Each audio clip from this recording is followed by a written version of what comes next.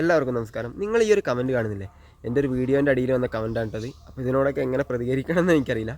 നമുക്കറിയാം, നമ്മുടെ ഇന്ത്യ എന്ന് പറയുന്ന മഹാരാജ്യം ലോക സാമ്പത്തിക ക്രമത്തെ മുന്നോട്ട് നയിക്കുന്ന വളരെ പ്രധാനപ്പെട്ട ഒരു ശക്തിയാണ്.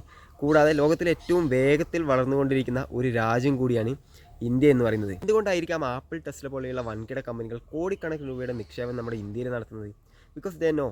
കാരണം ലോകത്തിലെ ഏറ്റവും ചീപ്പായിട്ടുള്ള ലേബർ ഫോഴ്സ് ഉള്ളത് നമ്മുടെ രാജ്യത്താണ്. ലോകത്തെ ഏറ്റവും വലിയ 7ാമത്തെ രാജ്യവും ഏറ്റവും കൂടുതൽ പോപ്പുലേഷനുള്ള രാജ്യവും നമ്മുടെ ഇന്ത്യയാണ്. കൂടാതെ 35 വയസ്സിന് താഴെയുള്ള ഏകദേശം 60% ആളുകളാണ് നമ്മുടെ ഇന്ത്യയിൽ താമസിക്കുന്നത്. അതായത് നമ്മുടെ പോപ്പുലേഷൻ്റെ 60% ആൾക്കാരും 35 വയസ്സിന് താഴെയുള്ളവരാണ്, അതായത് പണിയെടുക്കാനുള്ളവരാണെന്നുള്ള അർത്ഥം. അപ്പോൾ അതൊക്കെ ആ വൻകിട കമ്പനികൾക്ക് അറിയാം. കൂടാതെ മറ്റ് രാജ്യങ്ങളുമായിട്ട് തട്ടിച്ച് നോക്കുമ്പോൾ നമ്മുടെ രാജ്യത്തെ ലേബർ ഫോഴ്സ് അല്ലെങ്കിൽ ഒരു യൂണിറ്റ് തുടങ്ങാനുള്ള ചിലവെന്ന് പറയുന്നത് വളരെ കുറവുമാണ്. അതുകൊണ്ടൊക്കെ തന്നെയാണ് വൻകിട കമ്പനികൾ നമ്മുടെ രാജ്യത്തേക്ക് വരുന്നത്. കൂടെ നമ്മൾ പറഞ്ഞു, GDP കാര്യത്തിൽ ലോകത്തെ ഏറ്റവും വലിയ സാമ്പത്തിക ശക്തികളിൽ 5ാമതാണ് ഇന്ത്യ. മിലിറ്ററി പവർ വെച്ച് നോക്കുകയാണെങ്കിൽ ലോകത്ത് 4ാമതാണ് ഇന്ത്യ നിൽക്കുന്നത്. അമേരിക്കയ്ക്കും റഷ്യയ്ക്കും ചൈനയ്ക്കും പുറകിൽ 4ാമതാണ് ഇന്ത്യ ഉള്ളത്. കൂടാതെ വീറ്റിൻ്റെ പ്രൊഡക്ഷൻ ആയാലും അല്ലെങ്കിൽ റൈസിൻ്റെ പ്രൊഡക്ഷൻ ആയാലും ലോകത്തിൽ 2ാമത് നിൽക്കുന്നു. ചൈനയ്ക്ക് പുറകിൽ 2ാമതാണ് ഇന്ത്യ നിൽക്കുന്നത്. കൂടാതെ റോഡ് നെറ്റ്വർക്കിൻ്റെ കാര്യം എടുത്താൽ ലോകത്തിൽ 2ാം സ്ഥാനം, അമേരിക്കയ്ക്ക് തൊട്ട് പുറകിൽ 2ാം സ്ഥാനമാണ് നമ്മുടെ ഇന്ത്യക്കുള്ളത്. റെയിൽ നെറ്റ്വർക്ക്, അതായത് ട്രെയിൻ ഗതാഗതത്തിൻ്റെ കാര്യം നോക്കുകയാണെങ്കിൽ 4ാമതുണ്ട്. കൂടാതെ നമ്മുടെ രാജ്യത്തിനുള്ളിൽ തന്നെ ഒട്ടനവധി വികസന പ്രവർത്തനങ്ങൾ നടന്നു വരുന്നുണ്ട് എന്നുള്ളതൊക്കെ നമുക്കറിയാം. മറ്റൊന്ന് UN, യുനെസ്കോ, WHO, WTO അല്ലെങ്കിൽ Quad, ASEAN, BRICS, Asian development bank അങ്ങനെ തുടങ്ങി ഒരുപാട് സഖ്യങ്ങളിൽ ഇന്ത്യ മെമ്പർ കൂടിയാണ്. അതായത് ഈ വളരെ പ്രധാനപ്പെട്ട എല്ലാ യൂണിയനിലും, എല്ലാ കരാറിലും അല്ലെങ്കിൽ എല്ലാ ട്രീറ്റിയിലും ഇന്ത്യ ഒരു മെമ്പർ രാജ്യം കൂടിയാണ്. അപ്പോൾ ഇതൊക്കെ അറിഞ്ഞിട്ടും അല്ലെങ്കിൽ ചിലപ്പോൾ അറിയാത്തവരായിരിക്കാം ഇങ്ങനെ വന്ന് കമൻറ്റ് ചെയ്യുന്നതിനോട് പിന്നെ എങ്ങനെയാണ് പ്രതികരിക്കുക? മറ്റൊരു കാര്യം, ലോകത്തെ ഏറ്റവും ഉയരം കൂടിയ പ്രതിമ നമ്മുടെ രാജ്യത്താണ്. Statue of Unity Sardar Vallabhbhai പട്ടേലിൻ്റെ പേരിൽ ഏകദേശം 3000 കോടി രൂപയ്ക്കാണ് അത് പണിതിട്ടുള്ളതെന്ന് നമുക്കറിയാം.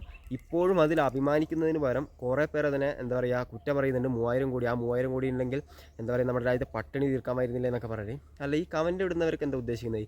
ഈ പട്ടിണി മാറ്റി എന്ന് പറഞ്ഞാൽ കുറേ പൈസ എടുത്തിട്ട് അല്ലെങ്കിൽ പണം എടുത്തിട്ട് ഇങ്ങനെ പാവങ്ങളുടെ കയ്യിൽ കൊടുക്കുക എന്നുള്ളതാണ് നിങ്ങൾ ഉദ്ദേശിക്കുന്നത്? ഉദാഹരണമായിട്ട് നമ്മുടെ സ്റ്റാച്യു ഓഫ് യൂണിറ്റി തന്നെ എടുത്തു കഴിഞ്ഞാൽ ദിവസവും 10,000-കണക്കിന് ആളുകളാണ് സ്റ്റാച്യു ഓഫ് യൂണിറ്റി സന്ദർശിക്കുന്നത്. അമേരിക്കയിലെ സ്റ്റാച്യു ഓഫ് ലിബർട്ടി സന്ദർശിക്കുന്ന എണ്ണത്തേക്കാൾ കൂടുതലാണ് ഈ സ്റ്റാച്യു ഓഫ് യൂണിറ്റി കാണാൻ വരുന്നവരുടെ എണ്ണം. അപ്പോൾ അതുമായി ബന്ധപ്പെട്ട് പ്രവർത്തിക്കുന്ന എയർപോർട്ടിലെ ടാക്സിക്കാർക്കും അല്ലെങ്കിൽ നമ്മുടെ സ്റ്റാച്യു ഓഫ് യൂണിറ്റിക്ക് അടുത്തുള്ള വനിതാ ഓട്ടോ ഡ്രൈവേഴ്സിനും അവിടെ പണിയെടുക്കുന്ന ആൾക്കാർക്കും അതിന് ചുറ്റുപാടും കട നടത്തുന്ന ആളുകൾക്കൊക്കെ വളരെ ഉപകാരപ്പെട്ട രീതിയിൽ അല്ലെങ്കിൽ അവർക്ക് കൂടുതൽ വരുമാനമാണ് നമ്മുടെ സ്റ്റാച്യു ഓഫ് യൂണിറ്റി വന്നതിലൂടെ ലഭിക്കുന്നത്. അങ്ങനെ ആ പണം അവരുടെ കുടുംബങ്ങളിലേക്ക് എത്തി അങ്ങനെയാണ് അവരുടെ ദാരിദ്ര്യം കുറയുന്നത്. അല്ലാതെ ഇപ്പോൾ പറയുന്നത് പോലെ കുറേ പൈസ അല്ലെങ്കിൽ പണം എടുത്തിട്ട് അവരുടെ വീടുകൾ കൊണ്ടു കൊടുത്താൽ അല്ലെങ്കിൽ പാവപ്പെട്ട ആളുകളുടെ വീടുകൾ കൊണ്ടു കൊടുത്താൽ ഒരിക്കലും പട്ടിണി മാറില്ല എന്നതുകൂടി ഇങ്ങനെ കമൻ്റ് ഇടുന്നവർ ആലോചിക്കേണ്ടതുണ്ട്. അപ്പോൾ ഇങ്ങനെയുള്ള വികസന പ്രവർത്തനങ്ങളിലൂടെ മാത്രമേ നമുക്ക് പട്ടിണി എന്നുള്ള കാര്യത്തെ തുടച്ചു നിൽക്കാൻ കഴിയുള്ളൂ. അതുകൂടി ആലോചിക്കണം. എടുത്തു പറയാനാണെങ്കിൽ ഇനിയും ഒരുപാട് കാര്യങ്ങൾ ഇന്ത്യ മുന്നിട്ട് നിൽക്കുന്നുണ്ട്. എന്തുകൊണ്ടായിരിക്കും നിങ്ങൾ ചിന്തിച്ചിട്ടുണ്ടോ? ലോകത്തിലെ എല്ലാ പ്രധാനപ്പെട്ട ട്രീറ്റുകൾ, എല്ലാ പ്രധാനപ്പെട്ട രാജ്യങ്ങളും ഇന്ത്യയെ എന്തുകൊണ്ട് ഒഴിച്ചുകൂടാനാവാത്ത ഒരു രാജ്യമായിട്ട് കണക്കാക്കുന്നത് എന്തുകൊണ്ടായിരിക്കും? അത് തന്നെ ആലോചിച്ചാൽ പറയാം. ഇന്ത്യ എന്ന രാജ്യത്തിൻ്റെ ഒരു ലോകക്രമത്തിലുള്ള ഇന്നത്തെ പ്രാധാന്യം മനസ്സിലാക്കാൻ വേണ്ടിയിട്ട്. അപ്പോൾ ഇങ്ങനെയുള്ള കമൻ്റ് ഇടുന്നവർ ഒന്നുകൂടി ആലോചിക്കുക. ഇന്ത്യ എന്നുള്ള രാജ്യം ഇന്ന് ലോകത്തിന് ഒഴിച്ചുകൂടാൻ പറ്റാത്ത ഒരു രാജ്യമാണ്. ലോകത്തിൽ എന്ത് പ്രധാനപ്പെട്ട കാര്യങ്ങൾ നടക്കുന്നുണ്ടെങ്കിലും അത് ഇന്ത്യയെ സംബന്ധിച്ച് അല്ലെങ്കിൽ ഇന്ത്യയെ കൂടി അതിൽ പങ്കാളിയാക്കുക എന്നതാണ് എല്ലാ രാജ്യങ്ങളുടെയും ഇപ്പോഴത്തെ പ്രധാന ലക്ഷ്യം. ഓക്കെ, അപ്പോൾ ഇങ്ങനെ കമൻ്റ് ഇടുന്ന എല്ലാവരും അതൊന്നുകൂടി മനസ്സിലാക്കേണ്ടതുണ്ട്. Okay, by.